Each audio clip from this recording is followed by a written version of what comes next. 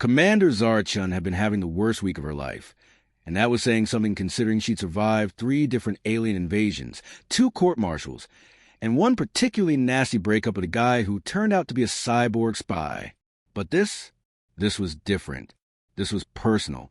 The detention cell in the Vorthak battle. Cruisers smelled like wet metal and broken dreams. Zara sat cross-legged on the cold floor, her uniform torn and bloodied, her left eye swollen shut from the interrogation session 3 hours ago. Her hands were bound with energy shackles that hummed with a low, irritating frequency designed to prevent humans from concentrating long enough to plan an escape. Too bad for them. Zara had been planning her escape since the moment they captured her on Proxima Station. "Rise, human filth," came the guttural voice of Guard Captain Thex, a 7-foot-tall reptilian nightmare with breath that could kill small plants. His scales glittered under the harsh purple lighting as he unlocked her cell. "Supreme Commander Vorthak wishes to speak with you again." Zara slowly got to her feet, every muscle in her body screaming in protest. She looked up at Thex with her one good eye and smiled sweetly. "Oh, goody? Another chat with your boss. I was just thinking how much I missed his charming personality and delightful table manners." Thex backhanded her across the face, sending her stumbling against the wall. "Silence. You will show respect to the Supreme Commander, or you will die slowly." "Respect." Zara spat blood onto the floor and laughed, a sound like breaking glass in a confined space. "Honey, your boss couldn't command respect from a broken toilet. But sure, I'll play along. Lead the way, gorgeous." The walk to the command chamber felt like a funeral procession. Vorthak soldiers lined the corridors, their red eyes following Zara's every movement. Their weapons hummed with deadly energy, ready to vaporize her at the first sign of trouble. The ship itself groaned and creaked around them, a massive beast of metal and malice that had been terrorizing human colonies for the past 6 months. 6 months since they had taken her little sister Maya. The command chamber doors slid open with pneumatic hiss, revealing a vast space dominated by holographic displays, showing human colonies under siege. At the center of it all sat Supreme Commander Vorthak, a mountain of muscle and spite wrapped in ceremonial armor that probably cost more than most planets' annual defense budgets. Vorthak was 12 feet tall and built like a walking tank. His 4 arms ended in claws that could tear through steel. His reptilian head was crowned with bony spikes, and his mouth was full of teeth that had probably been designed by someone's worst nightmares. When he spoke, his voice rumbled like an avalanche having a temper tantrum. "Ah, the famous Commander Chen." Vorthak leaned forward in his throne, studying her like a scientist examining a particularly interesting bug. "Hero of the Battle of Titan's Gate. Destroyer of 3 Vorthak dreadnoughts. The human they call the Iron Maiden." He paused, then threw back his massive head and laughed, a sound like rocks falling into a blender. "You are smaller than I expected." Zara looked around the command chamber with mock appreciation. "Nice place you got here. Very evil overlord meets interior decorating show. I especially love what you've done with the skulls. Really ties the room together." Vorthak's laughter cut off abruptly. His red eyes narrowed to slits. "You humans amuse me with your pathetic attempt at humor in the face of death. Tell me, Iron Maiden, do you know why you are here?" "Well, let me think." Zara tapped her chin with her bound hands, pretending to consider. "Is it because you heard about my famous chocolate chip cookies?" "No, wait. Is it because you want my autograph?" "Oh, I know. You're planning to ask me to the prom." Several Vorthak officers hissed in anger at her insolence. Vorthak raised one massive hand, and the chamber fell silent. "You are here," Vorthak said slowly, savoring each word, "because your pathetic human fleet is planning an assault on our mining operation on Kepler 442b. You are here because your Admiral Rodriguez believes you are valuable enough to trade for strategic information. You are here because you know the location of the human fleet's rally point." Zara's blood ran cold, but she kept her expression neutral. The mining operation on Kepler 442b wasn't just any mining operation. It was where the Vorthaks were processing captured humans into their slave workforce. It was where they were keeping Maya and thousands of other prisoners. "And what makes you think I'd tell you anything gecko breath?" Vorthak gestured to one of the holographic displays. The image shifted to show a familiar face. Maya Chun, barely 18, her once bright eyes now hollow with fear and exhaustion. She was working in what looked like a crystalline mine, her hands raw and bleeding as she extracted glowing minerals under the watchful eyes of Vorthak overseers. Because, Vorthak said softly, if you do not cooperate, your sister will discover just how creative we can be with our mining equipment. For the first time since her capture, Zara's composure cracked. Rage boiled up from somewhere deep in her chest, white-hot and dangerous. Her bound hands clenched into fists, and she took a half-step toward the throne before the energy shackles sent a jolt of pain through her nervous system. You touch her, Zara whispered, her voice deadly quiet, and I will end you. I will end your entire species. I will turn your home world into a parking lot. Vorthak laughed again, the sound echoing off the chamber walls. Such fire, such passion. It is almost a shame that humans are so physically weak. Your species might have been worthy opponents if you possessed even a fraction of Vorthak's strength. He rose from his throne, his massive frame casting a shadow over the entire chamber. As he approached, Zara could smell his reptilian musk, could see the scars crisscrossing his armored hide. Do you see these claws, human? Vorthak extended one hand, his talons gleaming like knives in the purple light. Each one can tear through your flesh like paper. Do you see these muscles? He flexed his 4 arms, and the ceremonial armor creaked under the strain. I could crush your skull between my fingers like an overripe fruit. Zara looked up at him with her one good eye and smiled. It wasn't a nice smile. It was the kind of smile that should come with a warning label. You know what's funny about you big, strong types? She said conversationally. You always think size matters. You always think muscles are everything. But you know what really matters in fight. Enlighten me, Vorthak rumbled, clearly amused by what he saw as her final desperate bluff. Leverage, Zara said, and then she moved. The energy shackles were designed to prevent humans from concentrating long enough to plan an escape, but they had one fatal flaw. They didn't prevent reflexive action. 3 years of combat training, 2 years of special operations, and a lifetime of being underestimated had taught Zara that sometimes the best plans were the ones you didn't have to think about. She dropped low and spun, sweeping Vorthak's legs with her bound hands while simultaneously driving her shoulder into the back of his knee. Physics and anatomy did the rest. Even a 12-foot-tall alien warrior could be brought down if you hit the right pressure points with the right amount of force at the right angle. Vorthak went down like a felled tree, his massive body crashing into the holographic projector array. Sparks flew as expensive equipment shattered under his weight. The chamber erupted into chaos as Vorthak officers shouted orders and reached for their weapons. But Zara wasn't done. As Vorthak tried to push himself upright, she drove her knee into his solar plexus, doubling him over. Then she grabbed his massive head with both hands and brought it down to meet her rising knee. The sound of Vorthak's jaw breaking was like a gunshot in confined space. The Supreme Commander of the Vorthak Third Fleet, terror of a dozen star systems, conqueror colonies, fell backward clutching his shattered jaw and making sounds like a broken air conditioning unit. Leverage, Zara repeated, breathing hard. It's all about knowing where to apply pressure. The chamber had gone dead silent, except for Vorthak's whimpering.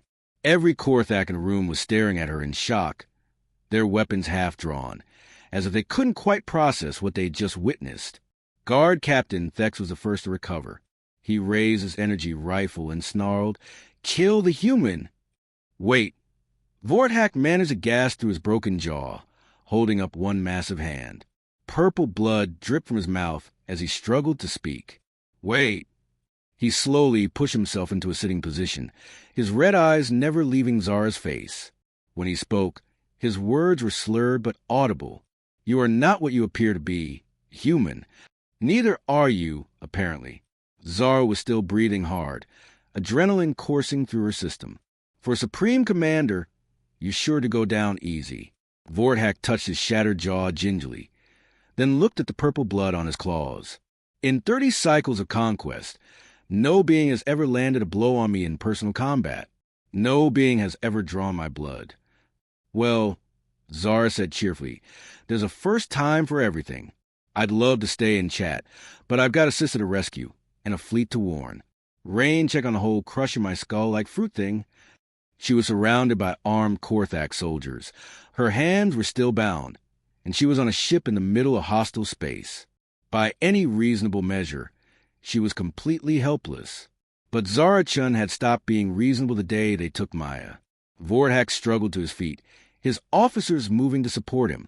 He waved them away and stood on his own, though Zara noticed he was favoring his left leg where she'd hit his pressure point.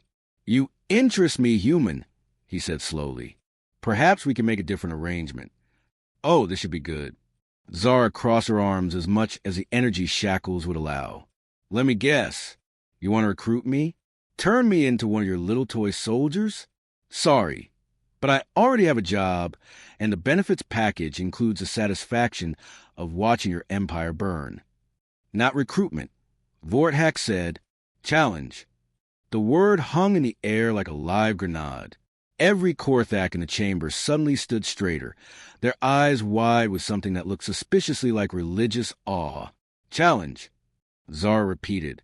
"In Vorthak culture," Vorthak explained, still holding his broken jaw, "when a warrior proves their worth against a superior opponent, they may invoke the right of challenge. Single combat. Winner takes all." And what exactly would all include? "If you win," Vorthak said, "you go free. Your sister goes free. All human prisoners on Kepler, for 42B go free." Zara felt her heart skip a beat. "And if I lose?" "If you lose, you die. Slowly. And your sister becomes my personal slave until the heat death of the universe." The chamber was so quiet you could have heard a pin drop in vacuum. Every eye was on Zara, waiting for her response. She looked around at the assembled Vorthak officers, at the holographic displays showing human colonies under siege, at the massive alien commander whose jaw she just shattered. Then she looked at the image of Maya, still visible on one of the screens, still working in that hellish mine. When she spoke, her voice was calm and steady. "When do we start?" The arena was a nightmare wrapped in tradition, and served with side of certain death, built into the heart of the Vorthak battle cruiser. It was a circular chamber 300 feet in diameter with walls that rose 50 feet to an observation deck packed with alien spectators. The floor was covered in a substance that looked like sand but felt like broken glass under Zara's bare feet. She'd been given exactly 1 hour to prepare for what the court hacks called the trial of blood and honor. During that hour, she'd been stripped of her uniform, given a simple tunic and pants that looked like they'd been cut from old curtains, and allowed to eat something that might have been food if you were feeling particularly generous with your definitions. She'd also been given a weapon. Zara held up the blade and examined it in the arena's harsh lighting. It was about the length of her forearm, curved like a scimitar and sharp enough to shave with. The handle was wrapped in some kind of leather that had probably come from an animal she didn't want to think about too hard. "Traditional Vorthak blade," announced the arena's master of ceremonies, an elderly alien whose voice boomed through hidden speakers. "Forged in the fires of conquest, blessed by the blood of 1,000 victories." "Wonderful," Zara muttered. "I get the curse sword." This day just keeps getting better. Across the arena, a massive gate was grinding open. The sound echoed through the chamber, like the gates of hell themselves were parting. The Vorthak spectators fell silent, their red eyes fixed on the opening. Vorthak emerged from the shadows like a living mountain. His broken jaw had been set and wrapped with metal bands that made him look even more terrifying than before. His 4 arms now carried 4 different weapons. A war hammer that could probably demolish buildings, a double-bladed axe that gleamed with energy, a curved sword that was bigger than Zara's entire body, and what looked like a morning star crossed with chainsaw. He was also wearing full battle armor now, black plates that covered him from head to toe, decorated with the skulls of conquered enemies. When he moved, the armor made a sound like thunder rolling across a graveyard. "Citizens of the Empire," the announcer called out. "Behold Supreme Commander Vorthak, destroyer of worlds, breaker of fleets, terror of the void." The crowd erupted in cheers that shook the ship's hull. Vorthak raised all 4 weapons above his head and roared, a sound that made Zara's teeth ache. And in the far corner, the announcer continued with considerably less enthusiasm. "The human called Chun. May her death be swift and entertaining. Thanks for the vote of confidence, Zara called out, getting a few hisses from the crowd. She looked up at the observation deck and spotted several faces she recognized from her intelligence briefings. High-ranking Vorthak officials, military commanders, and what looked like alien dignitaries from other species. This wasn't just an execution. This was a show. The master of ceremonies raised his arms for silence. By the ancient laws of our people, this trial of blood and honor shall determine the fate of prisoners, the honor of warriors, and the will of the gods themselves. The human has invoked her right to challenge. The Supreme Commander has accepted. Let none say that Vorthak justice is without mercy. Right, Zara said under her breath. This is their idea of mercy. Combat begins when the bell sounds, the announcer continued. Combat ends when one warrior yields, flees the arena, or dies. There are no other rules. There is no other law. May the strongest survive. A deep, resonant tone filled the arena. The bell. Vorthak charged. For something the size of a small building, he moved with terrifying speed. His 4 weapons whirled around him like a storm of death, and the ground shook under his armored feet. The crowd roared its approval as their champion bore down on the tiny human, who had dared to challenge their greatest warrior. Zara did the smart thing. She ran, not away from Vorthak, which would have been useless since he had longer legs and better armor. Instead, she ran at an angle, circling around the arena's perimeter, using her smaller size and better maneuverability to stay just ahead of his weapons. The war hammer smashed into the wall, where she'd been standing a second before, leaving a crater the size of a bathtub. Stand and fight, coward, Vorthak bellowed, his voice distorted by the metal jaw brace. In a minute, Zara called back, still running. I'm still admiring your technique. Very impressive. Very theatrical.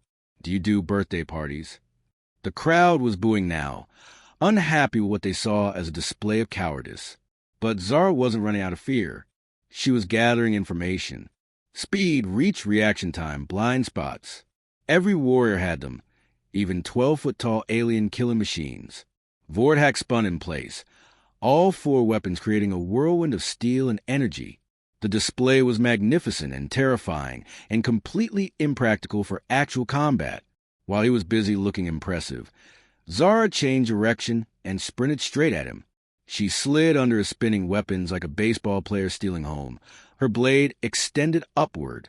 The Vorthak sword met alien armor with a screech of metal on metal, sending sparks flying. The blade skittered off the armor plating without penetrating, but Zara hadn't expected it to. What she'd expected was for Vorthak to stumble backward, off balance from his showy weapon display, which he did.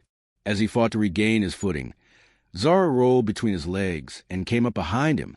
Her blade found the gap between his backplate and leg armor, sliding 3 inches into the meat of his thigh. Purple blood spattered the arena floor. Vorthak roared in pain and rage, spinning around with his morning star chainsaw hybrid. The weapon caught Zara in the ribs, sent her flying across the arena to crash into the wall.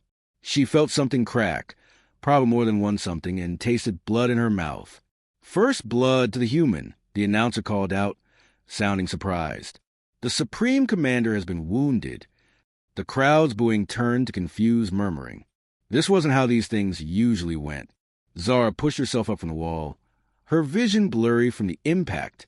Vorthak was advancing on her again, but more cautiously this time. He was limping slightly from the wound in his leg, and his red eyes burned with something beyond anger. You fight like a scavenger, he growled, like a parasite. No honor, no courage. You fight like someone who's never had to worry about being smaller than his opponent. Zara shot back, wiping blood from her mouth. Must be nice, being born into the body of a tank. Some of us have to be creative. She circled around him again, staying light on her feet despite her injured ribs. You want to know what I learned in my first week of combat training? The bigger they are, the more places they have to hurt. Vorthak swung his massive sword in a horizontal arc meant to cut her in half. Zara dropped flat to the ground, letting the blade pass over her head, then rolled forward and drove her weapon into his foot. The Vorthak blade punched through his boot and pinned his foot to the arena floor. Vorthak howled and brought his war hammer down, where Zara's head had been a split second before. She was already moving, using the pinned foot as a pivot point to swing around behind him again. This time her blade found the back of his knee, the same knee she'd hit in his command chamber. Vorthak's leg buckled, and he crashed to one knee with a sound like a building falling down. "Stay down," Zara panted, backing away from him. "Just stay down. You've lost enough blood. I don't want to kill you." "Kill me?" Vorthak's laughter was like grinding gears. "You think you can kill me with that toy sword? I have survived orbital bombardments. I have walked through reactor fires. I have torn apart battle mechs with my bare claws." He pulled the blade out of his foot and threw it aside, then pushed himself upright despite the wounds in his leg and thigh. Purple blood ran freely down his armor, but he seemed to barely notice. "You are talented, human. I will grant you that. But talent is not enough. You lack the strength to finish what you have started." He raised his double-bladed axe above his head. The weapon hummed with energy, its edges glowing white-hot. "I will make your death quick. You have earned that much respect." "Respect?" Zara laughed, a sound with no humor in it whatsoever. "You want to talk about respect? Let me tell you about respect." She reached into her boot and pulled out something small and metallic. "Respect is what you show to an enemy who might surprise you. Respect is what you show to someone who might have a backup plan." Vorthak's eyes widened as he recognized what she was holding. "Where did you get that?" "From your guard captain," Zara said sweetly. "Funny thing about reptiles. When you hit their pressure points just right, their muscles go all limp and relaxed. Makes it very easy to pick their pockets." The object in her hand was a Vorthak plasma grenade, small enough to fit in her palm but powerful enough to punch a hole through a tank. She'd lifted it from Thex during their walk to the command chamber, 3 hours of careful planning finally paying off. "You cannot use that weapon in here," Vorthak said, but there was uncertainty in his voice now. "You will kill yourself along with me." "Maybe," Zara agreed. "Or maybe I've spent the last 10 minutes maneuvering you into position directly under the main power coupling for this ship's shields." She pointed upward with her free hand. "See that big glowing thing in the ceiling? That's your shield generator's primary conduit. One grenade, properly placed, and this entire ship becomes a sitting duck for the human fleet that's probably already on its way." The arena had gone completely silent. Even the spectators seemed to sense that something had changed, that this was no longer following the script they'd expected. "You are bluffing," Vorthak said, but he lowered his axe slightly. "Am I?" Zara smiled, and it was the most dangerous smile anyone in that arena had ever seen. "Tell you what, let's find out together." She pulled the pin. The grenade's activation sequence began with a high-pitched whine that filled the chamber. Every Vorthak in the arena suddenly discovered they had somewhere else to be, stampeding toward the exits in a panic that would have been hilarious under other circumstances. Vorthak stared at her, his four-weapon forgotten. "You're insane." "Probably," Zara admitted, "but I'm also right. You've got about 30 seconds before this thing goes off. 30 seconds to decide if your pride is worth more than your ship, your crew, and your entire invasion fleet. What do you want?" "I want my sister. I want every human prisoner released. I want safe passage back to human space." She paused, the grenade's whine getting louder. "And I want an apology." "An apology?" "For calling me weak. For underestimating me. For thinking that being big and scary makes you better than everyone else." The whine was getting very loud now. 15 seconds, Vorthak. The Supreme Commander of the Vorthak Third Fleet, Terror of the Void, Destroyer of Worlds, looked down at the tiny human holding a live grenade and made a decision that would echo through the galaxy for years to come. He knelt. "I apologize," he said, his voice barely audible over Grenade's whine. "I was wrong about your strength." "Louder," Zara said. "I don't think the people in the back heard you." "I apologize," Vorthak roared, his voice carrying to every corner of the arena. "I was wrong. You are stronger than I believed possible." Zara looked up at the few spectators who hadn't fled, at the alien dignitaries and military commanders who were staring at her in shock. Did everyone hear that? The Supreme Commander just admitted he was wrong about human strength. I hope someone was recording this. 5 seconds left. Zara calmly reached over and pressed the grenade against a manual reset panel on the arena wall. The device's whine cut off abruptly as its detonation sequence was interrupted. "The thing about Vorthak grenades," she said conversationally, "is they have a really obvious manual override. Big red button and everything. Very user-friendly." Vorthak stared at her for a long moment, then began to laugh. It started as a chuckle, then built to a roar that shook the arena walls. "You magnificent, terrifying, completely insane creature. You would have actually done it." "In a heartbeat," Zara confirmed. "I told you I'd turn your homeworld into a parking lot. I always keep my promises." She walked over to where her sword lay discarded and picked it up, testing its balance. "Now, about those prisoners." 3 hours later, Zara stood in the docking bay of the Vorthak battlecruiser, watching as the last transport filled with freed human prisoners sealed its hatches. Maya was in the second transport, alive and whole and crying with relief. They'd had exactly 30 seconds to hug before Zara had to load her onto the ship. There would be time for longer reunions later. Vorthak limped into the docking bay, his wounds bandaged but still seeping purple blood through his armor. He moved slowly, clearly in pain, but his red eyes were bright with something that looked suspiciously like respect. "The prisoners are free," he said. "The transports have been programmed with coordinates to the nearest human outpost. They will reach safety within 2 standard days. And the mining operation? Shut down. The facility will be converted to a medical station for both our species." Vorthak paused. "It seems wasteful to destroy infrastructure that could be used to help rather than harm." Zara nodded, slipping the Vorthak blade into her belt. "What happens now? Between our people, I mean." "Now." Vorthak considered the question seriously. "Now we learn. Today you taught me that strength is not always measured in muscle and claw. Perhaps there are other lessons our species can share. Perhaps there are." Zara headed toward the last transport, then paused at the docking bay entrance. "Vorthak." "Yes." "Next time you want to have a conversation with a human, try asking nicely first. We're actually pretty reasonable when you're not threatening our families." She disappeared into the transport, leaving behind the most confused alien commander in the galaxy, a ship full of witnesses to the impossible, and a story that will be told around campfires and cantinas for generations to come. The transport sealed its hatches and launched into hyperspace, carrying its precious cargo toward home. Behind them, the Vorthak battlecruiser hung in space like a sleeping giant, its crew still trying to process what they'd witnessed. In a command chamber, now being repaired after Vorthak's earlier collision with the holographic array, the Supreme Commander sat his throne and studied tactical displays with new eyes. Human colonies no longer looked like easy targets. Human ships no longer seemed so fragile, and human beings no longer appeared to be the weak, pathetic creatures he believed them to be. Commander Zara Chen had broken his jaw, wounded his pride, and shattered his assumptions about strength and weakness.